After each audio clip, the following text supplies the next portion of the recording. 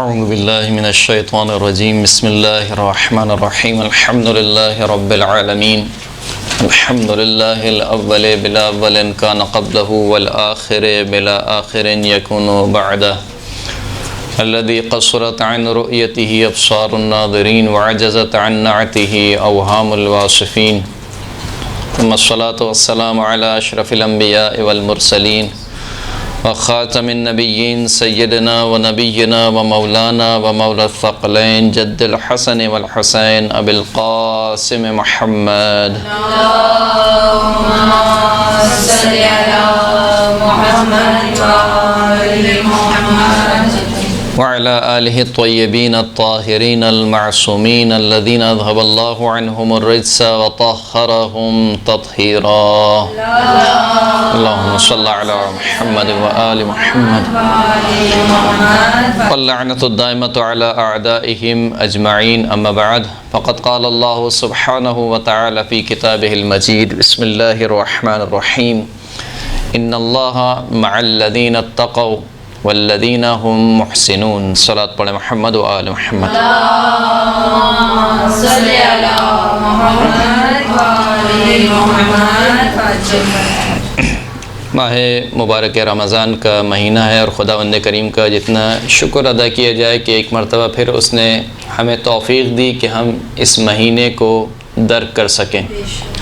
یقیناً کتنے ہی لوگ ایسے ہوں گے کہ جو گزشتہ سال زندہ تھے لیکن اب وہ ہمارے درمیان نہیں ہیں، لیکن خدا نے ہمیں بہرحال یہ مہلت، یہ توفیق دی کہ ہم اس بابرکت مہینے کی ساعتوں سے فیض حاصل کر سکیں، اور بالخصوص جو خداوند کریم نے ایک اپنا وسیع دسترخوان پھیلایا ہے اس مہینے میں، اس سے بھرپور طریقے سے استفادہ حاصل کر سکیں۔ یقیناً ماہ مبارک رمضان ہے تو مختلف موضوعات پر آپ نے گفتگو سنی بھی ہوگی اور آپ نے خود گفتگو کی بھی ہوگی، لیکن اکثر جو گفتگو کی جاتی ہے یعنی ان موضوعات میں سے جو بہت زیادہ اس پر گفتگو کی جاتی ہے وہ تقوی الہی کا موضوع ہے، اس لیے کہ خود قرآن مجید میں خداوند کریم نے ارشاد فرمایا کہ کتب علیکم الصیام کما کتب علی الذین من قبلکم لعلکم تتقون، تم پر بالکل ویسے ہی روزے فرض کر دیے گئے کہ جیسے گزشتہ لوگوں پر، تم سے پہلے والے لوگوں پر روزوں کو فرض کیا گیا تھا۔ یہ روزے ہم نے کیوں فرض کیے، یعنی ان روزوں کی ایک حکمت خداوند کریم بیان فرما رہا ہے کہ لعلکم تتقون، کہ شاید تم متقی بن جاؤ، شاید تم پرہیزگار بن جاؤ۔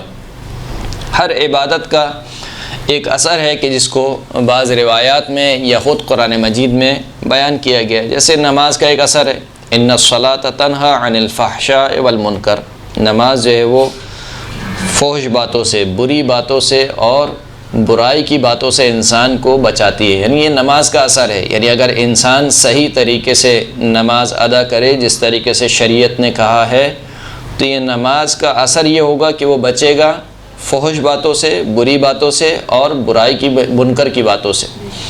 اسی طریقے سے روزے کا اثر یہ بیان کیا کہ روزہ سب سے زیادہ مددگار ہے تقوی حاصل کرنے پر، یعنی اگر انسان متقی بننا چاہتا ہے، تقوی اختیار کرنا چاہتا ہے تو اسے چاہیے کہ روزے رکھے۔ وَاسْتَعِينُوا بِالصَّبْرِ وَالصَّلَاةِ، مدد طلب کرو صبر سے اور نماز سے۔ یہاں پر اکثر روایت میں صبر سے مراد روزہ ہے، روزہ رکھ کر اور نماز پڑھ کر مدد طلب کرو۔ کس چیز پر مدد طلب کرو، یعنی اپنا تزکیہ نفس کے اوپر، اپنے کو معنوی اعتبار سے اپنی ترقی کے لیے اگر تمہیں مدد چاہیے تو اس میں جو سب سے زیادہ مددگار چیز ہے وہ کیا ہے، روزہ ہے۔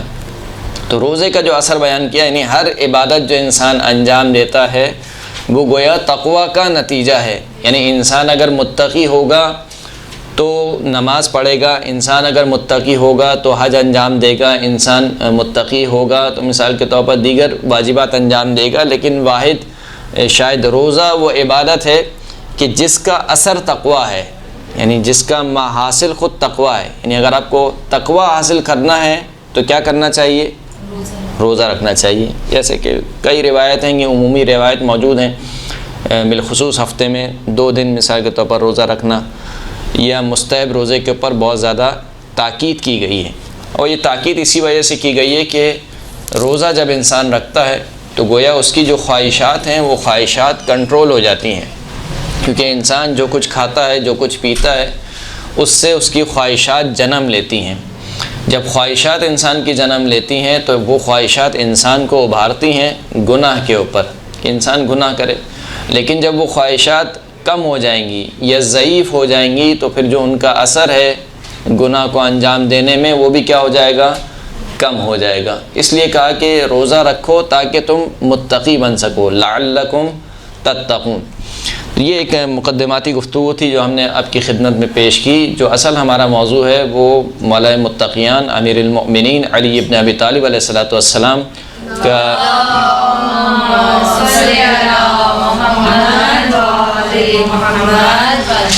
ایک خطبہ ہے نہج البلاغہ میں، اور دیگر کتابوں میں بھی اس کو نقل کیا گیا ہے، خطبہ حمام کے نام سے۔ حمام ہے ہاتھی والا ہے، دو چشمے والا ہے، خطبہ حمام، یا اس کو خطبہ متقین بھی کہا جاتا ہے، جس خطبے میں مولا کائنات نے علیہ السلام متقین کی صفات کو بیان کیا ہے۔ حمام ایک شخص ہے جو کہ انتہائی عابد اور زاہد شخص ہے، اور زہاد میں یعنی 9 مشہور افراد تھے جو انتہائی زہد کے اعتبار سے مشہور تھے، ان میں سے اس کا ایک شمار ہوتا تھا حمام کا۔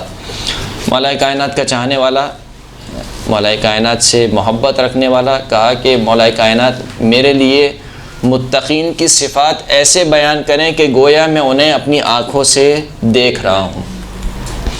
تو مولا کائنات نے پہلے تو کہا کہ یعنی مختصر سا جواب دیا کہ روایت کے جو جملے ہیں فتثاقل علیہ، یعنی امام علیہ السلام نے فتثاقل عن جوابہ، اس کے جواب سے امام نے تھوڑا سا جسے کہنا چاہیے توقف سے کام لیا، جواب نہیں دینا چاہتے تھے، لہٰذا بہت مختصر سا جواب دیا اور قرآن مجید کی ایک آیت کو بیان کیا، جس آیت کو ہم نے سرنامہ کلام کے طور پر پیش کیا، ان اللہ مع الذین اتقوا والذین هم محسنون۔ فرمایا کہ یا حمام اتق اللہ و احسن، اللہ کا تقوی اختیار کرو اور نیک عمل انجام دو۔ یہ جو 2 جملے امام نے کہے، اس کے اوپر قرآن مجید کی آیت پیش کی۔ وہ آیت کیا ہے؟ سورہ مبارکہ نحل کی آیت ہے کہ بے تحقیق خداوند کریم ان لوگوں کے ساتھ ہے کہ جنہوں نے تقوی اختیار کیا، اور ان لوگوں کے ساتھ ہے کہ جو نیک اعمال انجام دیتے ہیں۔ اب یہاں پر ظاہر سی بات ہے کہ ایک طرف تقوی ہے، ایک طرف محسنون کا ذکر ہے، تو یقیناً آپ کے ذہن میں سوال یہ ہوگا کہ تقوی کے تو خود معنی یہ ہیں کہ انسان واجبات کو ادا کرے اور محرمات سے بچے، تو اس میں خود بخود محسنون آ جاتا ہے۔ بات سمجھ میں آ رہی ہے میں کیا کہنا چاہ رہا ہوں؟ یعنی جب کہا کہ اتقوا اللہ، اللہ کا تقوی اختیار کرو، تو تقوی کے معنی ہمیں کیا بتائے گئے ہیں کہ محرمات سے بچا جائے اور واجبات کو انجام دیا جائے، تو اس میں خود بخود محسنون کا جو آگے جملہ ہے وہ شامل ہے۔ پھر الگ سے وہم محسنون کی کہنے کی کیا ضرورت تھی؟ تو اکثر مفسرین نے یہاں پر اس کی جو تفسیر کی ہے وہ اس طریقے سے کی ہے کہ اتقوا اللہ سے مراد فقط محرمات سے بچنا ہے اس آیت میں، اور محسنون سے مراد یہ ہے کہ فرائض کو انجام دو، یعنی محرمات سے بچو اور فرائض کو انجام دو، یہ تقوی الہی ہے۔ یعنی مختصر سا جواب امام نے دیا حمام کو، اور کہا کہ بس یہی متقین کی صفات ہیں۔ لیکن حمام جو کہ شوق میں تھے، اشتیاق میں تھے، وہ اس مختصر سے جواب پر قانع نہیں ہوئے۔ بس اوقات استاد جو ہے وہ شاگرد کو آزمانا بھی چاہتا ہے کہ اس میں کتنا جوہر پایا جاتا ہے، لہٰذا مختلف قسم کے جوابات ہوتے ہیں۔ کچھ شاگرد وہ ہوتے ہیں جو مختصر سے جواب پر قانع ہو جاتے ہیں یا سطحی جواب پر قانع ہو جاتے ہیں، ایسے ہمارے ساتھ بھی ہوتا ہے، یعنی ہوا ہے ہمارے ساتھ بھی، تجربہ ہے ہمارا کہ ہم جب اپنے اساتذہ سے سوال پوچھتے تھے تو وہ ایک ایسا جواب دیتے تھے جو سطحی سا جواب ہوتا تھا یا مختصر سا جواب ہوتا تھا، تو بسا اوقات ہم قانع ہو جاتے تھے، اور بسا اوقات قانع نہیں بھی ہوتے تھے تو استاد کے رعب کی وجہ سے دوبارہ نہیں پوچھتے تھے کہ مثال کے طور پر یہ اس میں یہ اشکال ہے یا اس میں یہ مسئلہ ہے یا یہ بہت سطحی جواب ہے، لیکن اگلے دن جا کے پھر دوبارہ جب ہم سے سوال کرتے تھے تو پھر وہ اس کا تفصیل سے جواب دیتے تھے استدلال کے ساتھ۔ تو یہ ایک اساتذہ کا طریقہ کار ہوتا ہے، روش ہے اساتذہ کی۔ تو خود مولا کائنات جو کہ یعنی ان سے بڑھ کر استاد کون ہوگا، تو حمام بھی ایسے شاگرد جو یعنی کم از کم میرے جیسے تو نہیں تھے نکمے، انہوں نے سوال کیا، کہا کہ نہیں اتنا جواب کافی نہیں ہے، بلکہ میرے لیے اور بیان کریں۔ تو پھر مولا کائنات نے تقریباً کہا جاتا ہے کہ 105 سے زائد صفات کو بیان کیا متقین کی۔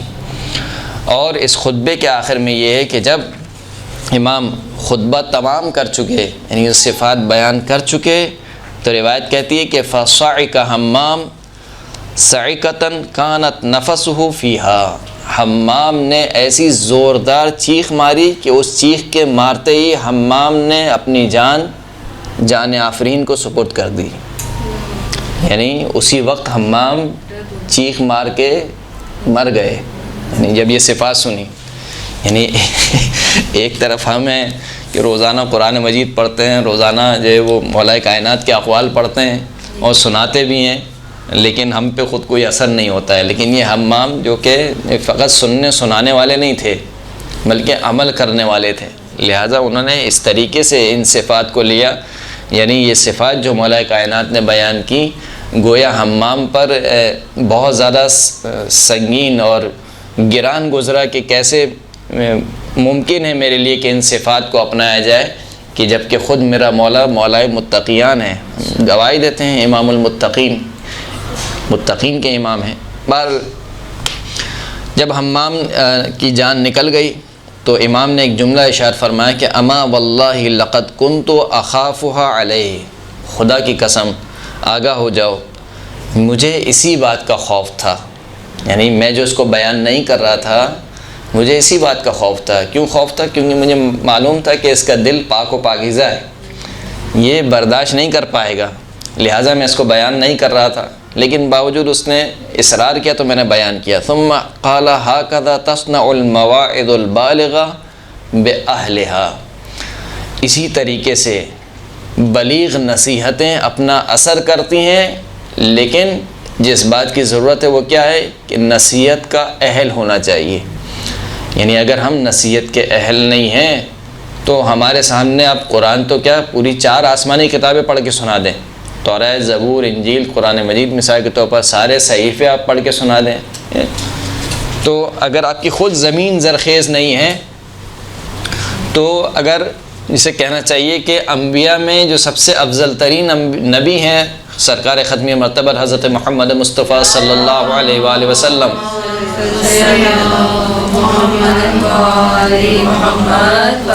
یعنی ان سے افضل تو کوئی نہیں ہے، انبیاء کے سردار ہیں، سید المرسلین ہیں، رحمت للعالمین ہیں، ان سے بڑھ کر خدا نے کسی نبی کو نہیں بھیجا ہے مقام و مرتبے میں۔ لیکن اس کے باوجود اگر آپ کی زمین زرخیز نہیں ہے تو جہاں اس محفل میں ابو ذر بن رہے ہیں وہیں اس محفل میں ابو جہل بھی موجود ہے، وہیں اس محفل میں مثال کے طور پر ابو لہب بھی موجود ہے۔ تو کیا سبب ہے کہ ایک پر اثر ہو رہا ہے دوسرے پر اثر نہیں ہو رہا ہے؟ اس کی وجہ یہ ہے کہ ایک کی زمین زرخیز ہے، دوسرے کی زمین کیا ہے؟ سخت ہے، سنگ دل ہو چکے ہیں، صحیح بات، اچھی بات، نیک بات دلوں پر اثر نہیں کرتی ہے۔ یہی کچھ ہوتا رہا ہے، یعنی طول تاریخ میں ایسی ہوا ہے۔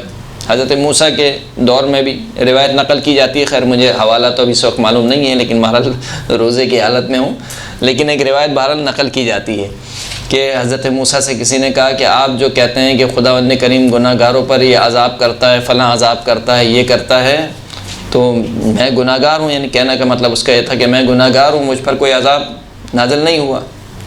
تو وہی نازل ہوئی حضرت موسیٰ پر، کہا کہ اس بندے سے کہو کہ تیرے لیے میرا یہی عذاب کافی ہے کہ نیک باتیں تیرے دل پر اثر نہیں کرتی، یعنی یہ سب سے بڑا عذاب ہے۔ جب انسان کہاں کس منزل پر پہنچ جائے، عمیٌ صم بکم عمیٌ فہم لا یفقہون، جب انسان اس منزل پر پہنچ جائے تو اس سے بڑھ کر کوئی عذاب نہیں ہے۔ یہ جو ایک روایت بھی نقل کی جاتی ہے کہ جب انسان گناہ کرتا ہے تو ایک سیاہ نقطہ اس کے دل میں آ جاتا ہے، پھر وہ گناہ کرتا رہتا ہے تو وہ سیاہ نقطہ بڑا ہوتا رہتا ہے، توبہ کر لیتا ہے، دوبارہ وہ نقطہ ختم ہو جاتا ہے، لیکن ایک وقت آتا ہے کہ انسان کا پورا دل سیاہ ہو جاتا ہے۔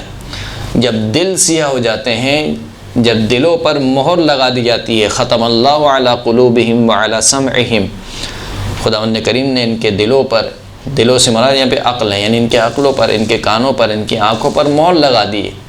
جب انسان اس مرحلے پر پہنچ جائے، اچھا یہ مرحلہ بھی انسان اپنے اختیار سے پہنچتا ہے، ایسا نہیں کہ خدا نخواستہ خدا نے جان بوجھ کر جو ہے وہ انسان کے دل پر مہر لگا دی۔ خدا تو چاہتا ہے کہ پوری انسانیت ہدایت حاصل کرے، لیکن اگر انسان ہی نہ چاہے اور اپنے آپ کو اس نہج پر پہنچا دے کہ جہاں پر خداوند کریم اس کے دل پر مہر لگا دے، تو پھر انسان کو کوئی بات سمجھ میں نہیں آتی۔ یعنی امام معصوم کا قول اثر انداز نہیں ہوتا ہے۔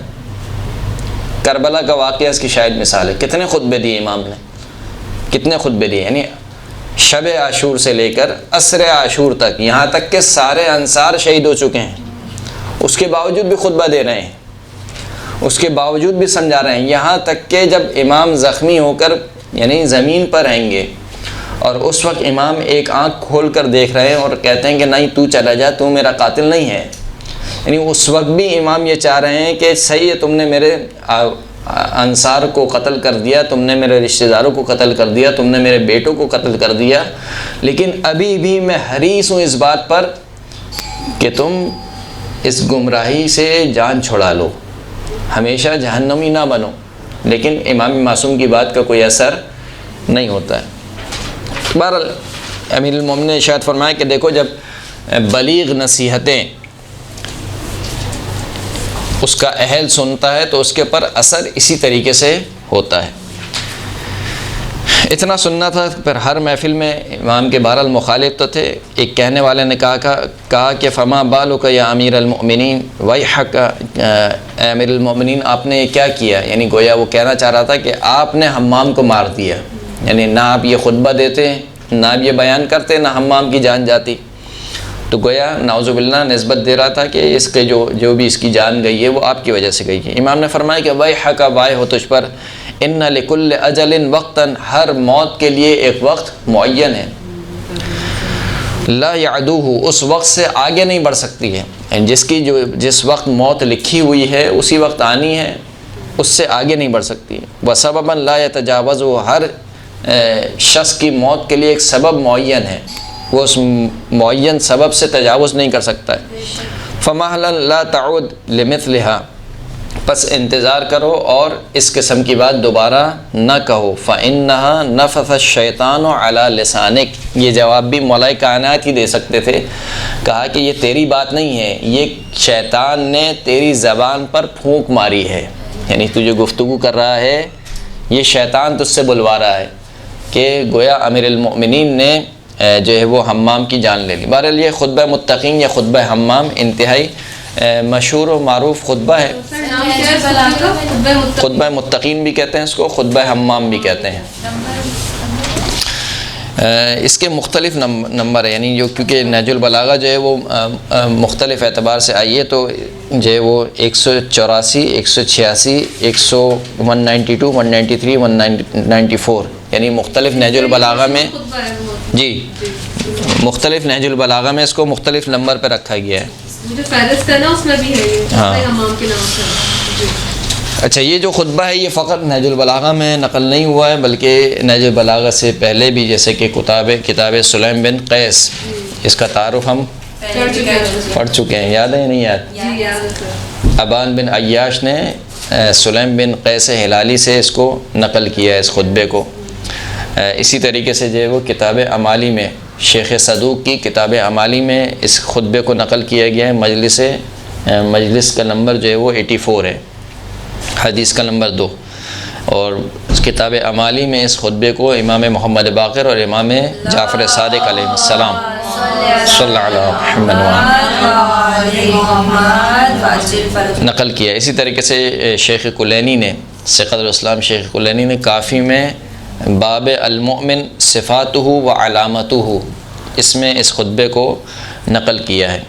اسی طریقے سے ابن قتیبہ نے جو ہے وہ کلینی اور صدوق سے پہلے اس خطبے کا کچھ حصہ جو ہے وہ کتاب زہد میں نقل کیا ہے، کس سے؟ عیون اخبار سے۔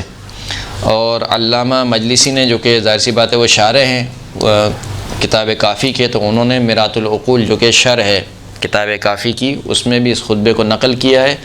ابن شعبہ حرانی نے جو کہ شیخ صدوق کے ہم اثر ہیں، انہوں نے تحفۃ العقول میں اس خطبے کو نقل کیا ہے۔ اگرچہ کہ کچھ تھوڑا بہت اختلاف پایا جاتا ہے عبارت میں، لیکن ایسا نہیں ہے کہ بالکل بہت زیادہ اختلاف ہو، ملتی جلتی عبارتیں پائی جاتی ہیں۔ اور اسی طریقے سے جو ہے وہ کراچیگی نے کنز الفوائد میں، کمال الدین محمد بن طلحہ شافعی نے جو ہے وہ مطالب السؤول میں، سبط ابن جوزی نے جو تذکرۃ الخواص میں، اور علامہ مجلسی نے بہار الانوار میں اس خطبے کو نقل کیا ہے۔ یہ خطبہ اتنا اہم خطبہ تھا اور اتنا دل نشین خطبہ تھا کہ اس کی کئی ساری شروحات بھی لکھی گئی ہیں، جیسے خود جو میں کتاب آپ کے سامنے لایا ہوں، یہ بھی اسی شرح خطبہ متقین اس کتاب کا نام ہے، صحیح۔ اور اس کے علاوہ بھی اس کی کتابیں، اس کی شرح لکھی گئی ہیں فارسی میں ہیں، جی یہ فارسی میں، سید مجتبی علوی تراکمی۔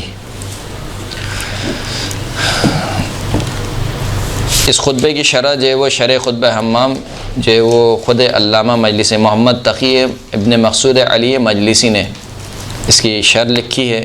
اسی طریقے سے جو ہے وہ شیخ الاسلام استباناتی نے، مرزا ابو القاسم بن مرزا احمد شیخ الاسلام استباناتی، انہوں نے اس کی شرح لکھی ہے۔ ایک شرح جو ہے وہ سید علاء الدین گلستانے ہے، انہوں نے اس کی شرح لکھی ہے۔ اسی طریقے سے ایک اور شرح تقی بن حسین علی حروی اصفہانی حائری، انہوں نے اس کی شرح لکھی، اور مختلف لوگوں نے بہرحال اس کی جو ہے وہ شروحات اس خطبے پر لکھی گئی ہیں۔ حمام کون ہے؟ سوال یہ، جیسے کہ ہم نے بیان کیا کہ حمام مولا کائنات کا چاہنے والا ہے، مولا کائنات کے شیعوں میں سے، لیکن اس کا شرح نسب کیا ہے؟ تو دو اس کے جو ہے وہ نسب بیان کیے ہیں۔ ایک نسب وہ ہے جو ابن ابی الحدید معتزلی نے بیان کیا ہے، اور ایک وہ ہے جو کہ کنز الفوائد میں کراچیگی نے اس کا نسب بیان کیا ہے۔ ابن حدید نے بیان کیا کہ حمام بن شریح بن یزید بن مرہ بن عمر بن جابر بن یحییٰ بن اصحب بن کعب بن الحارث بن سعد بن عمر بن زحل بن مران بن سیفی بن سعد العشیرہ، یہ پورا نسب ہے جو کہ لکھنے کی ضرورت نہیں ہے، صرف سن لیں اس کو۔ یہ ایک نسب ہے جو کہ ابن ابی الحدید معتزلی نے، جو کہ شارح ہیں نہج البلاغہ کے، انہوں نے بیان کیا ہے۔ دوسرا جو نسب ہے جو کہ بیان کیا گیا ہے کنز الفوائد میں، اور اسی نسب کی تائید ملتی ہے، یعنی شیعہ علماء نے اس دوسرے نسب کی تائید کی ہے کہ حمام بن عبادہ بن خثیم، حمام بن عبادہ بن خثیم، یہ جو کہ چچا زاد بھائی ہیں ربیع بن خثیم کے۔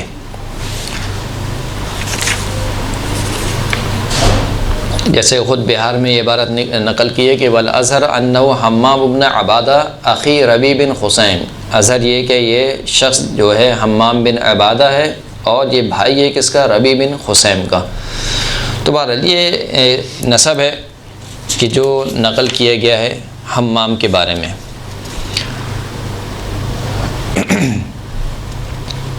اس خطبے کے نقل ہونے کے بارے میں بھی تھوڑا سا اختلاف ہے۔ ایک اختلاف یہ ہے کہ جیسے نہج البلاغہ میں نقل کیا گیا کہ حمام نے خود سفارش کی کہ آپ مجھے متقین کی صفات بیان کریں، لیکن مثال کے طور پر کلینی میں یا کنز الفوائد میں جو روایت نقل ہوئی ہے اس میں یہ کہ کچھ مولا کائنات کے چاہنے والے مولا کائنات کی خدمت میں حاضر ہوئے اور ان سے کہا کہ ہم آپ کے شیعہ ہیں، تو مولانا نے فرمایا کہ مجھے تمہارے چہروں پر شیعوں کی علامات دکھائی نہیں دیتی ہیں۔ تو امام نے، ان لوگوں نے کہا کہ آپ ہمیں شیعوں کی علامات بتائیے۔ ان میں سے ایک حمام تھا، وہ کھڑا ہوا اور اس نے کہا کہ آپ ہمیں شیعوں کی علامات بتائیے، تو پھر امام نے وہ پورا خطبہ دیا۔ بہرحال یہ مختصر سا اختلاف ہے جو اتنا زیادہ اہم نہیں ہے۔ امام نے پہلے جواب دینے سے گریز کیا اور چاہا کہ جواب نہ دیا جائے۔ یہ امام نے گریز کیوں کیا؟ کیوں امام نے جواب نہیں دیا؟ یعنی پہلے ہی شروع کر دیتے امام۔ تو اس کی جو وجہ تھی، پہلے تو خود خطبے کے آخر میں بیان ہو چکی، خود مولا کائنات بیان کر چکے ہیں کہ مجھے اس پر اسی بات کا خوف تھا، یعنی یہ برداشت نہیں کر پائے گا، لہٰذا میں خودداری کر رہا تھا، میں پرہیز کر رہا تھا کہ میں بیان نہیں کروں، جتنا اس کو معلومات ہے اسی پر عمل کرے کافی ہے۔ لیکن بہرحال جب اس نے خود اصرار کیا تو پھر میں نے بیان کیا۔ تو ایک تو یہ وجہ ہے، لیکن اس کے باوجود بھی ابن حدید معتزلی نے کئی ایک احتمالات دیے ہیں کہ امام نے کیوں جواب دینے سے گریز کیا، توقف کیا امام نے۔ تو ان احتمالات میں سے ایک احتمال یہ ہے کہ لأنه علم ان المصلحة فی تاخیر الجواب، کیونکہ امام خود جانتے تھے کہ مصلحت یہ ہے کہ جواب تاخیر سے دیا جائے. یہ ایک عمومی جواب ہے، اسے کہنا چاہیے، یعنی اتنا کوئی خاص جواب نہیں ہے کہ آپ کہیں کہ صحیح ہر معاملے میں آپ یہی کہہ سکتے ہیں، یعنی امام مصلحت کے جاننے والے ہیں بالآخر. تو یہ کوئی وجہ نہیں ہوئی کہ آپ بولیں کہ امام مصلحت کے جاننے والے تھے لہذا انہوں نے جواب میں تاخیر کی. دوسری وجہ انہوں نے یہ پیش کی کہ لعلہ کان حضر المجلس من لا يحب ان يجیب فلما انصرف اجاب. دوسری وجہ یہ تھی کہ شاید اس مجلس میں، اس محفل میں کوئی ایک ایسا شخص تھا کہ امام نہیں چاہتے تھے کہ اس کے سامنے جواب دیا جائے، لہذا امام نے توقف کیا، جب وہ چلا گیا تو پھر امام نے جواب دیا. یہ ایسا ہوا ہے، اکثر روایات میں بھی ہمیں اس کے شواہد ملتے ہیں کہ بسا اوقات راوی نے ایک سوال کیا، امام نے ایک جواب دیا اور پھر اس کے بعد ایک دوسرا جواب دیا جو اس کے برعکس تھا پہلے والے جواب کے. تو اس سے یہ نتیجہ نکالتے ہیں کہ یقیناً اس محفل میں کوئی ایسا شخص تھا کہ جس کے سامنے امام جواب نہیں دینا چاہتے تھے، لہٰذا امام نے دوسرا جواب دیا. تو یہ بھی ایک وجہ ہو سکتی ہے. تیسری ایک وجہ جو ہے وہ جو ذکر کی ہے ابن ابی الحدید معتزلی نے کہ وَلَعَلَّهُ رَأَى أَنَّ تَثَاقُلَهُ عَنِ الْجَوَابِ يَشُدُّ تَشَوُّقُ حَمَّامٍ إِلَى سِمَاعِهِ فَيَكُونُ أَنْجَعَ فِي مَوْعِظَتِهِ، کہ شاید امام نے یہ دیکھا کہ اگر اس کو تھوڑی دیر سے جواب دیا جائے تو یہ سبب بنے گا کہ حمام میں مزید شوق پیدا ہو. بس اوقات آپ کیا کرتے ہیں، سسپنس کریٹ کرتے ہیں صحیح جواب دینے میں، یا آپ نے دیکھا ہوگا محفل میں بھی یا خطابت کرتے ہوئے بھی آپ کیا کرتے ہیں کچھ باتوں کو سسپنس کریٹ کر کے بیان کیا جاتا ہے تاکہ جب اگلی بات آپ کہیں تو وہ زیادہ نفوس میں واقع ہو جائے، یعنی زیادہ اچھے طریقے سے ذہن نشین ہو جائے، لہٰذا آپ کیا کرتے ہیں، سسپینس رکھتے ہیں اپنی گفتگو میں. تو امام نے بھی یہ چاہا کہ شاید حمام میں مزید شوق پیدا ہو، لہٰذا امام نے پہلے جواب دینے سے گریز کیا. چوتھی وجہ ہے وہ خیر اب بیان اگر میں اس کو کروں تو آپ نہیں سمجھ پائیں گے، کیونکہ ایک بہرحال ایک خالصتاً جس سے کہنا چاہیے کہ اصولی بحث ہے.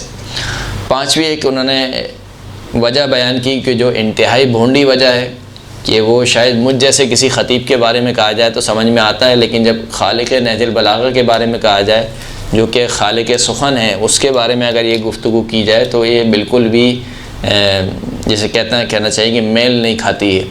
لعلہ تثاقل عن الجواب لیرتب المعانی التي خطرت له فی الفاظ مناسبۃ لها ثم ينطق بها كما يفعله المتروی فی الخطبہ والقرید.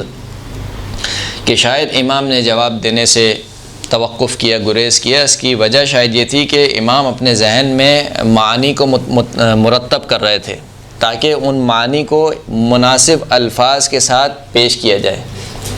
یعنی جب ہمیں کوئی گفتگو کرنی ہوتی ہے، تقریر کرنی ہوتی ہے، مجلس پڑھنی ہوتی ہے تو ہم مجلس سے پہلے کیا کرتے ہیں، معانی کو مترتب کرتے ہیں.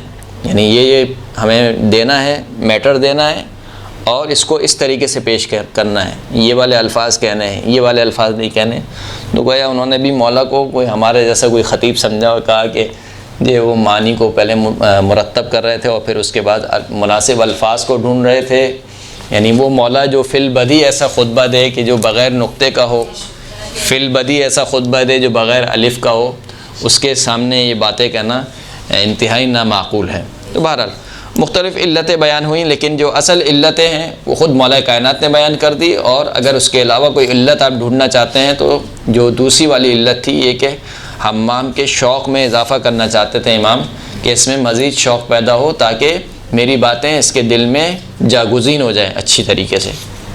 تو یہ علتیں تھیں جو کہ بیان کی گئیں. امام نے مختصر پہلے جواب دیا اور وہ قرآن کی آیت سے مطابقت رکھتا تھا کہ یا حمام اتق اللہ و احسن فإن اللہ مع الذین اتقوا والذین هم محسنون. یا حمام اللہ کا تقوی اختیار کرو اور نیک کام انجام دو، کیونکہ خداوند کریم قرآن مجید میں اشارہ فرماتا ہے کہ خداوند کریم ان لوگوں کے ساتھ ہے کہ جو تقوی اختیار کرتے ہیں اور ان لوگوں کے ساتھ ہے جو کہ نیک کام انجام دیتے ہیں. یہاں پر ساتھ کا معنی یہ ہے کہ اللہ ان لوگوں کی نصرت میں ہے یا اللہ کی تائید ان لوگوں کے ساتھ ہے کہ جو تقوی اختیار کرتے ہیں. فاسق اور فاجر کے ساتھ اللہ کی تائید نہیں ہے، فاسق اور فاجر کے ساتھ اللہ کی نصرت نہیں ہے. اللہ کی نصرت متقی افراد کے ساتھ ہے. اگرچہ کہ دنیاوی اعتبار سے لوگ کہیں کہ تم گھاٹے میں ہو، تم خسارے میں ہو، لیکن اس کے باوجود اگر وہ متقی ہے تو وہ گھاٹے میں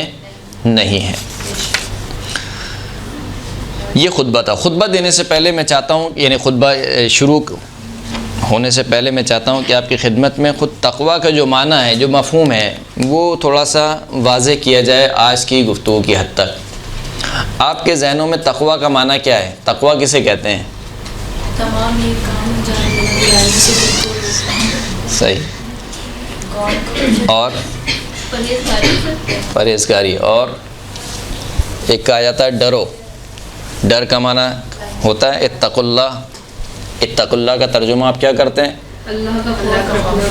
اللہ سے خوف کھاؤ، اللہ سے ڈرو، یہ ترجمہ کیا جاتا ہے. اتقوا النار، جہنم سے کیا کرو؟ ڈرو. تو کہیں ترجمہ کیا جاتا ہے ڈرو کا، کہیں ترجمہ کیا جاتا ہے بچو کا. تو اصل ترجمہ کیا ہے؟ ڈرو یا بچو؟ اگر کہا جائے اتقوا اللہ تو آپ کہتے ہیں بچو کا ترجمہ کریں گے یہاں پر، اللہ سے بچو، اللہ سے ڈرو. لیکن اتقوا النار میں آپ کیا کہتے ہیں؟ آتش جہنم سے بچو. تو بچو مانا ہے یا ڈرو مانا ہے؟ صحیح. لیکن بس اوقات کبھی کبھار اتنے جسے کہنا چاہیے کہ بالکل واضح مفاہیم ہمارے سامنے کیا ہوتے ہیں؟ غیر واضح ہوتے ہیں. یعنی تقویٰ پہ نہ جانے کتنی گفتگو آپ نے خود بھی کی ہوگی، خود بھی کری بھی ہوگی، لیکن کبھی آپ نے سوچا نہیں کہ تقویٰ کے اصل معنی کیا ہے؟ ڈرو معنی ہے یا بچو معنی ہے؟ تقویٰ جو ہے وقایت سے نکلا ہے. اس کا جو اصل روٹ ورڈ ہے وقایا، واو قاف الف یہ اور گول والی تے، وقایا. اصل جو تقویٰ کے معنی ہیں وہ یہ ہیں کہ احتفاظ. احتفاظ یعنی اپنے آپ کو بچانا، اپنے آپ کو بچانا، یہ اصل معنی ہے اس کی. جسے فارسی میں کہتے ہیں کہ مصنوعیت یا صیانت، صاد سے، صاد یہ نون تے، صیانت. ہاں صیانت یعنی بچانا اپنے آپ کو، احتفاظ اپنے آپ کو بچانا، یہ اس کے اصل معنی ہے. صحیح. لیکن یہ جو خوف کا معنی کیا جاتا ہے یا اجتناب کا معنی کیا جاتا ہے یا پرہیزگاری کا معنی کیا جاتا ہے، یہ لازم معنی ہے. یعنی اپنے آپ کو بچانے کا لازمہ یہ ہے کہ تم کیا کرو؟ آتش جہنم سے ڈرو یا آتش جہنم سے بچو. اپنے آپ کو بچانے کا لازمہ یہ ہے. یعنی جب کہا جاتا ہے کہ اللہ سے ڈرو، ڈرو سے مراد کیا ہے؟ یہاں پہ اللہ کوئی ڈرنے والی چیز نہیں ہے، کوئی ڈراؤنی چیز نہیں ہے. اللہ سے ڈرو یعنی اللہ کے عذاب سے ڈرو. اصل معنی یہ پوشیدہ ہوتے ہیں، یعنی اللہ کے عذاب سے، اللہ کے عقاب سے، اللہ کے سزا سے ڈرو. ڈرو کا مطلب کیا ہے؟ یعنی بچاؤ. بچنے کا جو لازمہ ہے وہ کیا ہے؟ خوف ہے. جب تک آپ کو کسی چیز کا خوف نہیں ہوگا آپ اس چیز سے ڈریں گے نہیں، آپ اسی چیز سے بچیں گے نہیں. لہذا ایک لازم جو وقایت کا ایک لازم معنی ہے وہ معنی کیا جاتا ہے. درست ہے. ایک اور آیت چلے میں آپ کی دلچسپی کو برقرار رکھتے ہوئے ایک اور آیت کا ترجمہ آپ سے پوچھتا ہوں. بہت ہی مشہور و معروف آیت ہے، انا انزلناہ فی لیلۃ القدر وما ادراک ما لیلۃ القدر. اس کا ترجمہ آپ کیا کہتے ہیں، کیا کرتے ہیں؟ وما ادراک ما لیلۃ القدر. تمہیں کیا معلوم کہ لیلۃ القدر کیا ہے؟ اور تمہیں کیا معلوم شب قدر کیا ہے؟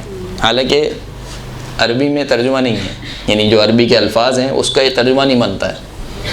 وما ادراک، اور کس چیز نے تجھے پہچانوایا. کیا پہچانوایا؟ ما لیلۃ القدر، لیلۃ القدر کیا ہے. صحیح ہے. اس کا لازم معنی ہے جو ہم کرتے ہیں، کیونکہ اگر ہم اسی طریقے سے بیان کریں گے تو شاید اردو جو سمجھنے والا ہے شخص اس کو سمجھ میں نہ آئے کہ اور کس چیز نے تجھے پہچانوایا کہ شب قدر کیا ہے. اس کا لازم معنی کیا کرتے ہیں؟ اور تم کیا جانو کہ شب قدر کیا ہے. ہاں یعنی ایک نفی ہو رہی ہے، اور کسی یعنی کوئی چیز ایسی نہیں ہے جو تجھے پہچانوا سکے کہ شب قدر کیا ہے. صحیح ہے. اس کو ہم لازم معنی یعنی اپنے الفاظ میں ڈھال کر بولتے ہیں کہ اور تجھے کیا معلوم شب قدر کیا ہے. تو بسا اوقات یہ ہوتا ہے کہ معنی کو صحیح سمجھانے کے لیے آپ اصلی معنی کو چھوڑ کر جو اس کے لازم معنی ہوتے ہیں وہ بیان کیے جاتے ہیں. جیسے کہ تقویٰ میں بھی ایسی ہوا. صحیح ہے, میں نے آپ سب سے پوچھا کہ تقویٰ معنی کیا ہے, آپ نے کہیں پہ کہا ڈرو, کہیں پہ کہا بچو. کسی نے یہ نہیں کہا کہ تقویٰ کے معنی کیا ہے حفاظت کرنا, حفاظت کرنا, اپنے آپ کو بچانا, اصل معنی یہ ہے. لیکن دوسرے جو معنی ہیں وہ اس معنی کے لازم ہیں, یعنی جب انسان اپنے آپ کو بچائے گا تو یقیناً ڈرے گا, عذاب الہی سے ڈرے گا, جب ہی اپنے آپ کو بچائے گا, ورنہ اپنے آپ کو نہیں بچا سکتا. تو یہ ایک بہرحال ایک لغوی بحث تھی خیر جو ہم نے آپ کی خدمت میں پیش کی. تقویٰ کسی عمل کا نام نہیں ہے. صحیح کہہ رہا ہوں میں, غلط کہہ رہا ہوں؟ عمل کا نام نہیں ہے کسی. صحیح کہہ رہا ہوں. تقویٰ کسی عمل کا نام نہیں ہے. تقویٰ ایک صلاحیت کا نام ہے, ایک استعداد کا نام ہے. یعنی نماز پڑھنے کا نام تقویٰ نہیں ہے, روزہ رکھنے کا نام تقویٰ نہیں ہے, حج انجام دینے کا نام تقویٰ نہیں ہے, جہاد کرنے کا نام, دیگر فرائض کو انجام دینے کا نام, حرام شراب سے بچنے کا نام تقویٰ نہیں ہے. بلکہ آپ متقی ہوں گے تو نماز پڑھیں گے, آپ متقی ہوں گے تو روزہ رکھیں گے, آپ متقی ہوں گے تو غیبت سے بچیں گے, آپ متقی ہوں گے تو تہمت سے بچیں گے. اس کا مطلب ہے کہ تمام کام انجام دینے کے لیے آپ میں ایک استعداد, ایک صلاحیت ہونی چاہیے کہ جس کا نام کیا ہے تقویٰ ہے. لہذا یہ جو آیت پڑھی گئی لعلکم تتقون, لعلکم تتقون کیوں کہا گیا کہ یہ روزہ رکھنے سے شاید تم میں صلاحیت پیدا ہو. کس چیز کی؟ تقویٰ کی. تم میں اللہ کا خوف پیدا ہو, اس روزے کی وجہ سے تم میں یہ صلاحیت پیدا ہو جائے کہ تم اپنے نفس پر اس طرح سے کنٹرول پیدا کر سکو کہ اب اگر تمہارے سامنے کوئی حرام آئے تو تم اپنے آپ کو بچا سکو. کیونکہ روزے میں جب کہا گیا کہ تم پر کھانا پینا حرام ہے, یعنی وہ کھانا پینا جو عام حالت میں جائز ہے, عام حالت میں پانی پینا جائز ہے, عام حالت میں کھانا کھانا جائز ہے, عام حالت میں مثال کے طور پر دیگر اور بہت سے کام ہیں, ازدواجی تعلقات مثال کے طور پر جائز ہیں. لیکن روزے کی حالت میں ان چیزوں کو حرام قرار دے دیا گیا کہ دیکھو روزے میں کھانا پینا حرام ہے, روزے میں ازدواجی تعلقات مثال کے طور پر قائم کرنا حرام ہے. تو جب تم اپنے آپ کو اتنا پابند کر لو گے کہ تم میں یہ صلاحیت پیدا ہو جائے کہ حلال چیزوں سے بھی اپنے آپ کو بچاؤ, تو تمہاری طاقت اور قوت خود بخود اضافہ ہو جائے گی. اس میں اضافہ ہو جائے گا کہ تم حرام چیزوں سے بطریق اولا اپنے آپ کو بچا سکو گے. لہٰذا خداوند کریم نے روزے میں کیا کہا کہ روزے میں تمہیں کرنا کچھ نہیں ہے, سب چیزوں سے بچنا ہے. کھانا نہیں کھانا, پینا نہیں ہے, مثال کے طور پر ازدواجی تعلقات نہیں کرنے ہیں, اللہ رسول پر جھوٹ نہیں باندھنا ہے. سب چیزیں کیا ہیں؟ نہیں کرنی ہے. کرنا کیا ہے؟ کرنا کچھ نہیں ہے, کرنا کچھ نہیں ہے. یعنی تقویٰ میں جو خداوند کریم سمجھانا چاہ رہا ہے کہ جو اہم ایلیمنٹ ہے وہ بچنے کا زیادہ طریقہ کیا ہے, اس میں زیادہ تاثیر رکھتا ہے بنسبت کرنے سے. آپ ڈاکٹر کے پاس جاتے ہیں, ڈاکٹر آپ کو 2 چیزیں لکھتا ہے, یہ دوائی ہے یہ کھا لینا, چاول نہیں کھانے, چکنائی نہیں کھانی ہے. یعنی دوائی کے ساتھ آپ کو کیا بتاتا ہے؟ پرہیز بتاتا ہے. اگر آپ دوائی بھی کھاتے رہیں اور پرہیز بھی نہ کریں تو آپ صحیح ہو سکتے ہیں. یعنی ایک شخص کو شدید نزلہ ہو, وہ ایک طرف سے مثال کے طور پر دوائی بھی کھائے اور ایک طرف سے ٹھنڈی کوک کی بوتل بھی چڑھا جائے مثال کے طور پر, کیسے صحیح ہوگا؟ وہ نہیں ہو سکتا ہے جب تک یہ دونوں کام نہیں ہوں. لیکن اگر دوائی نہ کھائے, صرف پرہیز کرے تو صحیح ہو سکتا ہے, صحیح ہو سکتا ہے. لیکن یہ الگ بات ہے کہ دیر میں صحیح ہوگا. اچھا یہ بھی ڈیپینڈ کرتا ہے مرض پر, بہرحال اس کا مرض کیسا ہے. بسا اوقات مرض کے لیے ضروری ہے کہ دوائی کھانا, لیکن عام طور پر اگر انسان دوائی نہیں بھی کھاتا ہے, صرف پرہیز کرتا ہے تو صحیح ہو سکتا ہے. اس لیے مولا کائنات نے کہا کہ جو پرہیز ہے وہ سب سے بہترین دوا ہے جو نقل ہوا ہے روزے کی حالت میں. ہوں میں جو روایت ایک نقل ہوئی ہے, میں مفہوم اس کا پیش کر رہا ہوں کہ پرہیز جو ہے وہ سب سے بہترین دوا ہے. تو روزے میں بھی جو آپ کو سکھایا جا رہا ہے وہ کیا سکھایا جا رہا ہے کہ آپ کو یہ کام نہیں کرنے ہیں، یعنی آپ کو پرہیز سکھایا جا رہا ہے۔ یہی وجہ ہے کہ خطبہ شعبانیہ میں جب مولا کائنات امیر المؤمنین علی بن ابی طالب علیہ الصلوۃ والسلام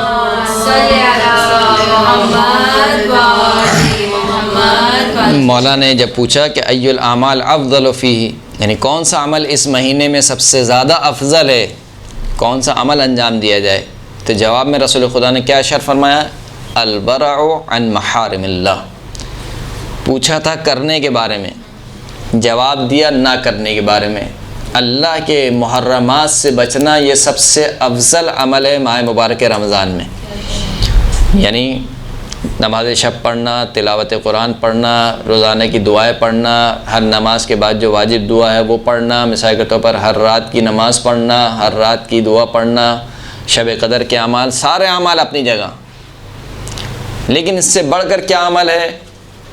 الورع عن محارم اللہ، اللہ کے حرام کاموں سے، جو اللہ نے حرام کام قرار دیے ہیں ان سے کیا کرنا؟ پرہیز کرنا، یہ سب سے بڑا عمل ہے۔ یعنی گویا بتلانا ہی چاہ رہے ہیں کہ دیکھو جب تک تم یہ کام نہیں کرو گے ان چیزوں کی تاثیر نہیں ہوگی تمہارے اندر، یعنی وہی والی بات ہے کہ جب تک تم پرہیز نہیں کرو گے، دوائیوں پہ دوائی تم کھاتے رہو دوائیاں، کیا ہوگا؟ کوئی اثر نہیں ہوگا۔ تمہیں پرہیز پہلے کرنا پڑے گا۔ وہ پرہیز کیا ہے؟ اللہ کے حرام کاموں سے بچو، لہذا حرام کاموں سے بچنے کا نام ورع ہے۔ ورع یعنی حرام کاموں سے بچنا، اس کا نام ورع ہے۔ یعنی تقوی کا ایک طرف جو تقوی کے دو مقومات ہیں، ایک یہ کہ حرام کام سے بچنا، واجبات کو انجام دینا، تو جو حرام کام سے بچنا ہے وہ ورع ہے، اس کو ورع کہتے ہیں۔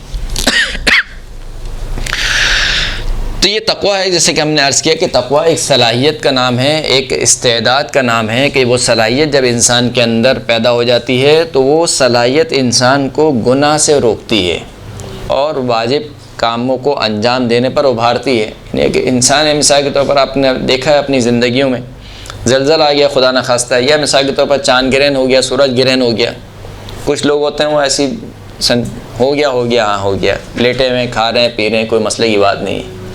لیکن کچھ لوگ ہوتے ہیں ان کو فوراً فکر ہو جاتی ہے کہ بھئی نماز پڑھنی ہے، کیونکہ اب نماز واجب ہو گئی ہے۔ تو یہ کیا چیز ہے جو ان کو ابھار رہی ہے کہ بھئی نماز فوراً پڑھنی ہے؟ سورج گرہن ہو گیا یا چاند گرہن ہو گیا تو اب نماز پڑھنی ہے، یہ زلزلہ آ گیا ہے تو سر کے طور پر نماز پڑھنی ہے۔ تو یہ جو چیز ان کو ابھار رہی ہے دوسرے کو نہیں ابھار رہی ہے، دونوں انسان ہیں، دونوں ایک ہی گھر کے رہنے والے ہیں، ایک کو ابھار رہی ہے ایک کو نہیں ابھار رہی ہے۔ اس کا مطلب ہے کہ ایک میں صلاحیت موجود ہے، دوسرے میں وہ صلاحیت یا موجود نہیں ہے یا اس حد تک موجود نہیں ہے، کیونکہ ضعف اور شدت اور ضعف پایا جاتا ہے، کسی میں یہ صلاحیت انتہائی درجے پر ہوتی ہے اور کسی میں یہ صلاحیت انتہائی درجے پر نہیں ہوتی، بلکہ اس کی یہ صلاحیت ضعیف ہوتی ہے۔ لہٰذا ہم دیکھتے ہیں کہ بہت سے وہ افراد کہ جو نماز پڑھنے والے افراد ہیں، جو یعنی پابندی سے نماز پڑھتے ہیں، لیکن اس کے باوجود ہم دیکھتے ہیں کچھ افراد جب وہ سفر پہ جاتے ہیں، مثال کے طور پر جہاز میں نماز نہیں پڑھتے، یا مثال کے طور پر ٹرین کا سفر کرتے ہیں تو نماز نہیں پڑھتے، حالانکہ عام طور پر نماز پڑھنے والے ہیں۔ ایسا بہت ہوتا ہے ہمارے ساتھ، بالخصوص مثال کے طور پر زیارت پہ جانے والے، اب زیارت کے سفر پہ جا رہے ہیں اور آپ کی نماز فجر قضا ہو رہی ہے، یعنی آپ جا رہے ہیں زیارت کے سفر پہ، مولا کائنات کی زیارت کے لیے جا رہے ہیں، اور آپ کی نماز فجر مثال کے طور پر قضا ہو رہی ہے، صرف اس وجہ سے کہ آپ کہہ رہے ہیں کہ مثال کے ٹرین میں یا تو آپ پڑھنا نہیں چاہتے ہیں یا آپ کو اگر مسائل معلوم نہیں ہے تو سیکھ کے جائیں، جب آپ کو معلوم ہے کہ ٹائم ہو جائے گا تو آپ پوچھیں گے کہ جب سفر کے دوران اگر نماز کا وقت ہو جائے تو نماز کیسے پڑھی جائے۔ لیکن کچھ لوگ ہوتے ہیں جو نہیں کرتے یہ کام، تو یہ چیز بتاتی ہے کہ کتنی صلاحیت موجود ہے اور کتنی صلاحیت موجود نہیں ہے، کتنا ضعف پایا جاتا ہے اور کتنی شدت پائی جاتی ہے۔ یہ ہو گئے تقویٰ کے معنی کہ ہم نے کہا کہ تقویٰ جو ہے وہ کسی عمل کا نام نہیں ہے، بلکہ تقویٰ ایک صلاحیت کا نام ہے، ایک استعداد کا نام ہے۔ جب وہ استعداد انسان کے اندر پیدا ہو جاتی ہے تو پھر انسان گناہوں سے بچتا ہے اور واجبات کو انجام دیتا ہے، اور جتنی یہ صلاحیت، یہ استعداد قوی ہوتی جاتی ہے اتنا ہی اس کے لیے اعمال کو انجام دینا آسان ہو جاتا ہے، بہت آسان ہو جاتا ہے۔ یعنی اب دیکھیں، جس شخص نے زندگی میں کبھی روزہ نہ رکھا ہو، اب اس کو روزہ رکھوائیں تو کتنا مشکل ہے اس کے لیے پہلا روزہ رکھنا ہے، بڑا مشکل کام ہے کہ کبھی روزہ نہیں رکھا ہے۔ جس شخص کی خدا نخواستہ عادت ہو کہ بات بات پر گالیاں دیتا ہے، آپ اس سے کہیں کہ دیکھو 5 منٹ کی گفتگو کرنی ہے لیکن ایک گالی بھی نہیں دینی ہے، تو کیا کرے گا؟ ہر لفظ کے بعد روکے گا یا ہر جملے کے بعد روکے گا، مشکل ہو جائے گا اس کے لیے۔ پہلے انجام دینا مشکل ہے، لیکن جب یہ استعداد اور صلاحیت پیدا ہو جاتی ہے انسان کے اندر تو پھر اس کے لیے مشکل نہیں ہوتا۔ اس لیے بعض لوگ حیرت کرتے ہیں کہ کیسے ممکن ہے کہ امام ایک رات میں 1000 رکعت نماز پڑھے، وہ آپ کے لیے مشکل ہے، ان کے لیے مشکل نہیں ہے، ہمارے لیے مشکل ہے۔ اس لیے کہ ہمارے لیے یوں مشکل ہے کہ ہمارے لیے تو فجر کی 2 رکعت نماز پڑھنا ہی مشکل ہے، لہٰذا ہم تصور نہیں کر سکتے ہیں کہ یار میں 1000 رکعت نماز کیسے پڑھوں گا۔ یعنی بسا اوقات ہم جب جاتے ہیں مسجد کوفہ میں اور وہاں پہ اعمال انجام دیتے ہیں، اگرچہ کہ مستحب اعمال ہیں، ہر مصلی پر 2 رکعت نماز پڑھتے ہیں، اتنی زیادہ نمازیں نہیں ہیں، لیکن جب آخری مصلی پر ہوتے ہیں تو کہتے ہیں کہ مولانا کیا پوری زندگی کی نمازیں آج ہی پڑھوانی ہیں آپ کو؟ حالانکہ مشکل سے اگر میں شاید کاؤنٹ کروں تو شاید ساری ملا کر 24 رکعت بنتی ہوں گی یا کچھ ایسی اسی کے آس پاس 20-22 رکعتیں بنتی ہوں گی، وہ بھی 2 رکعتیں گی، وہ بھی مستحب نمازیں، صحیح؟ تو اس میں ہی ہم جو جسے کہتے ہیں کہ ہاپ جاتے ہیں۔ ہم کیوں ہاپ جاتے ہیں؟ کیونکہ نفس کو عادت نہیں دی ہے، اس صلاحیت اس مرحلے پر موجود نہیں ہے۔ یا کسی شخص کے لیے جس نے کبھی نماز جعفر تیار نہیں پڑھی ہو، پہلی مرتبہ اس سے کہا جائے کہ اب تم نماز جعفر تیار پڑھنا شروع کرو، وہ مشکل کام ہے اس کے لیے، میرے لیے بھی مشکل تھا پہلی مرتبہ نماز جعفر تیار پڑھنا، صحیح ہے؟ انسان اسی اس میں رہتا ہے کہ ختم کب ہوگی اور یہ تسبیح کب ختم ہوگی، لیکن پھر جب انسان ایک آ جاتا ہے، یعنی صلاحیت اس کے اندر پیدا ہو جاتی ہے، تو پھر وہ کام آہستہ آہستہ اس کے لیے کیا ہوتے جاتے ہیں؟ آسان ہو جاتے ہیں۔ ایک مومنہ کے لیے مثال کے طور پر پہلی مرتبہ اس سے کہا جائے جو خدا نخواستہ بے حجاب پھرتی ہو، اس سے کہا جائے کہ اب تم حجاب کرو، تو یقیناً پہلے مرحلے میں اس کے لیے مشکل کام ہے کہ اپنے آپ کو پورا لپیٹنا، وہ بھی بالخصوص مثال کے طور پر کراچی کی گرمی میں، اور اب کہا جائے کہ تم نکلو باہر، کام بھی تمہیں کرنے ہیں، یہی کرنا ہے، تمہیں اپنے دیور سے بھی پردہ کرنا ہے، تمہیں اپنے جیٹ سے بھی پردہ کرنا ہے، صحیح ہے؟ اور اس کے لیے مشکل ہے، لیکن بہرحال جب انسان ایک مرتبہ خدا کی راہ میں نکل پڑتا ہے تو پھر خداوند کریم خود اس کا ہاتھ تھام لیتا ہے۔ ایک صلوات پڑھیں محمد و آل محمد۔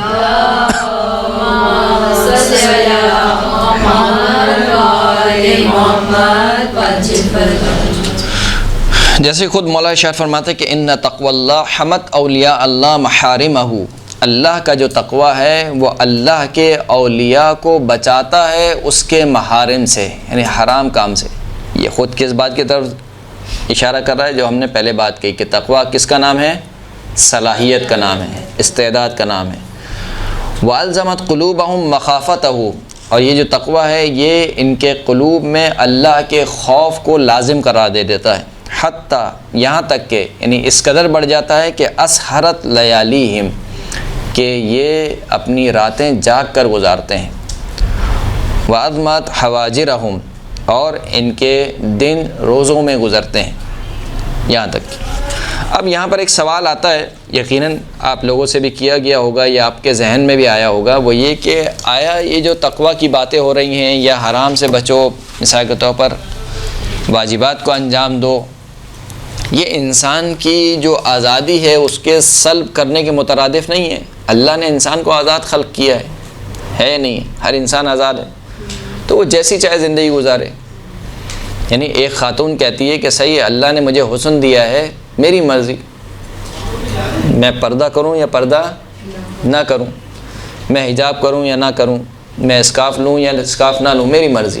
ایک نوجوان مثال کے طور پر کہتا ہے کہ میری مرضی ہے، اللہ نے مجھے خلق کیا ہے، مجھے کان دیے سننے کے لیے، میری مرضی میں گانا سنوں، میری مرضی میں اذان سنوں، میری مرضی میں منقبت سنوں۔ تو یہ تقوی آیا انسان کی آزادی کو چھین لیتا ہے اور انسان کو کہتا ہے کہ تم غلام ہو یا نہیں؟ تقوی کے معنی کچھ اور ہیں، ہمیں کچھ غلط بیان کیے گئے ہیں۔ تو پہلی بات تو یہ ہے کہ انسان کا اپنے آپ کو یہ فرض کرنا کہ وہ آزاد ہے، یہی سب سے بڑی غلطی ہے۔ انسان آزاد نہیں ہے۔ جب آپ کے اوپر ایک ٹائٹل آ گیا عبد کا، عبد کے معنی کیا ہیں؟ بندہ۔ آپ بندے ہیں، کس کے بندے ہیں؟ اللہ کے بندے ہیں۔ اس کا مطلب ہے کہ جو کچھ بھی آپ کے پاس وہ کس کا ہے؟ اللہ کا دیا ہوا ہے۔ جب سب کچھ اللہ کا دیا ہوا ہے تو پھر کیا میں کہہ سکتا ہوں کہ میری مرضی؟ بالکل اللہ کی مرضی کے پابند ہیں۔ میں کہہ سکتا ہوں کہ میری مرضی؟ جب یہ زندگی اللہ کی دی ہوئی ہے، کان اللہ کے دیے ہوئے ہیں، خوبصورتی اللہ کی دی ہوئی ہے، آنکھیں اللہ کی دی ہوئی ہیں، کان اللہ کے دیے ہوئے ہیں، زبان اللہ کی دی ہوئی ہے، تو پھر میں کس منہ سے بولتا ہوں کہ میری مرضی، میرا جسم میری مرضی؟ کس منہ سے انسان کہتا ہے؟ بھائی آپ کا جسم نہیں ہے، یعنی غلطی آپ کی یہی ہے کہ آپ سمجھ رہے ہیں کہ آپ کا جسم ہے۔ نہ آپ کا جسم ہے، نہ آپ کی زندگی ہے، نہ آپ کی ذات ہے، جو کچھ ہے کیا ہے؟ اللہ کا دیا ہوا ہے۔ ایھا الناس انتم الفقراء الی اللہ، اے لوگو تم سب کے سب اللہ کے فقیر ہو، سب کے سب۔ واللہ هو الغنی الحمید، خداوند کریم ہے جو ہر ایک سے بے نیاز ہے اور صاحب حمد ہے۔ تو ہم سب کے سب فقیر ہیں۔ کروڑ پتی بھی فقیر ہے اور جو جھوپڑی میں رہ رہا ہے وہ بھی کیا ہے؟ سب کے سب اللہ کے محتاج ہیں، سب کے سب۔ کوئی امیر یہ نہیں کہہ سکتا کہ مجھے اب ضرورت نہیں ہے اللہ کی، نعوذ باللہ۔ کوئی امیر آپ کو ایسا ملا جو کہے کہ مجھے اب ضرورت نہیں ہے اللہ کی، اور اگر کوئی سوچتا بھی ایسا تو اللہ اس کو ایک جھٹکے میں دکھا بھی دیتا ہے کہ کیسے تم کہہ رہے ہو کہ مجھے اللہ کی ضرورت نہیں ہے۔ یعنی کوئی شخص کہے کہ مجھے اللہ کی ضرورت نہیں ہے، کتنا عجیب سا جملہ ہے۔ جیسے کہ ایک دعا بھی نقل ہوتی ہے، وہ دعا کیا ہے؟ وَلَا تَكِلْنِي إِلَىٰ نَفْسِي طَرْفَةَ عَيْنٍ أَبَدًا، اے پروردگار مجھے پلک جھپکنے کے برابر بھی اپنے نفس کے اوپر نہ چھوڑ۔ کتنی دیر کے لیے؟ پلک جھپکتے، پلک جھپکنے کے برابر بھی، یعنی اتنے لمحے کے لیے بھی اگر تو نے مجھے میرے پر چھوڑ دیا تو یہ میری بربادی کے لیے کافی ہے۔ یعنی انسان کے لیے بربادی کے لیے، انسان کے عذاب کے لیے سب سے بڑا یہی عذاب ہے۔ خدا کہے کہ جا تو تیری زندگی، کہاں جائے گا انسان؟ کس کے در پر جائے گا؟ تو لہٰذا یہ ایک غلط فہمی ہے کہ انسان سوچے کہ میں آزاد ہوں۔ انسان آزاد نہیں ہے، انسان اللہ کا بندہ ہے، اللہ کا عبد ہے۔ لہٰذا جب اللہ کا عبد ہے تو اس کی زندگی بھی عبدیت کے تقاضوں کے مطابق ہونی چاہیے، پہلی بات یہ۔ دوسری بات یہ کہ تقویٰ کا ہرگز معنی یہ نہیں کہ آزادی کو سلب کر لینا، بلکہ تقویٰ کا معنی یہ کہ بچانا، یعنی خداوند کریم آپ کو بچانا چاہتا ہے۔ جب آپ بچتے ہیں کسی چیز سے تو اس کا یہ مطلب نہیں ہوتا ہے کہ آپ محدود ہو گئے۔ مثال کے طور پر آپ لباس پہنتے ہیں، یہ لباس آپ کیوں پہنتے ہیں؟ اس لیے کہ گرمیوں میں آپ کو محفوظ رکھ سکے گرمی سے، سردیوں کا لباس آپ کو سردی سے محفوظ رکھ سکے۔ اصل وجہ یہ ہوتی ہے آپ کے عیوب کو ڈھانپ سکے، آپ کے بدن کو ڈھانپ سکے، آپ کو سردی گرمی سے بچائے، اور ایک اس کا ثانوی مقصد یہ ہوتا ہے کہ آپ کی شخصیت کو نکھارے، آپ کی شخصیت کو اچھے طریقے سے پیش کرے۔ اس وجہ سے آپ لباس پہنتے ہیں۔ اب اگر کوئی کہے کہ آپ نے تو یہ لباس جو ہے وہ آپ کی آزادی کے برخلاف ہے، اللہ نے آپ کو بغیر لباس کے خلق کیا ہے تو آپ بغیر لباس کے گھومیے۔ یعنی کوئی کہے کہ کیونکہ اللہ نے آپ کو بغیر لباس کے خلق کیا ہے لہذا اب آپ بغیر لباس کے گھومیے، آزاد بالکل، تو کوئی ماننے کو تیار ہوگا اس بات کو؟ کوئی ماننے کو تیار نہیں ہوگا، بلکہ وہی کہے گا کہ لباس جو ہے وہ آزادی کے مخالف نہیں ہے، بلکہ یہ جو لباس ہے یہ لباس میری حفاظت کے لیے ہے، میری صیانت کے لیے ہے، جس کو میں پہن رہا ہوں۔ اسی طریقے سے ایک دو اور مثالیں میں آپ کی خدمت میں پیش کروں۔ مثال کے طور پر آپ جب گھر بناتے ہیں تو گھر بنانے میں آپ کیا کرتے ہیں؟ گھر کی چار دیواری بناتے نہیں بناتے ہیں، گھر کی کھڑکیاں بناتے ہیں، آپ دروازے لگاتے ہیں۔ کوئی آپ سے کہے کہ بھائی کیا ضرورت ہے، آپ آزاد خلق ہوئے ہیں، آپ ایسے ہی رہیں، نہ چار دیواری بنائیں نہ دروازہ بنائیں، گھر آپ کا بالکل کھلا ہو، امام بارگاہ، جو چاہنا ہے جو آنا چاہے آئے، جو جانا چاہے جائے۔ تو کوئی اس بات کو مانے گا؟ نہیں مانے گا۔ کیوں نہیں مانے گا؟ اس لیے کہ گھر میرا حریم ہے، یعنی یہ گھر میں اپنے آپ کو اس گھر سے کے ذریعے سے بچانا چاہتا ہوں، محفوظ کرنا چاہتا ہوں۔ لہٰذا کوئی بھی یہ نہیں کہے گا کہ تم نے تو اپنے آپ کو اپنے گھر میں قید کر لیا۔ کسی سے آپ نے جملہ سنا ہے؟ کہ کوئی کہ آپ کسی سے کہیں کہ میں نے وہاں گھر بنایا ہے تو سب آپ کو کیا کہتے ہیں؟ ماشاءاللہ مبارک ہو. کوئی یہ نہیں کہتا او تم نے تو قید کر لیا اپنے آپ کو, تمہیں تو میدان میں رہنا چاہیے تھا. کوئی نہیں کہتا. تو یہ ساری مثالیں آپ کی خدمت میں نے پیش کی. اس کا لب لباب اور اس کا خلاصہ یہی ہے کہ تقویٰ کے معنی وآخر الدعوانا الحمدللہ رب العالمین.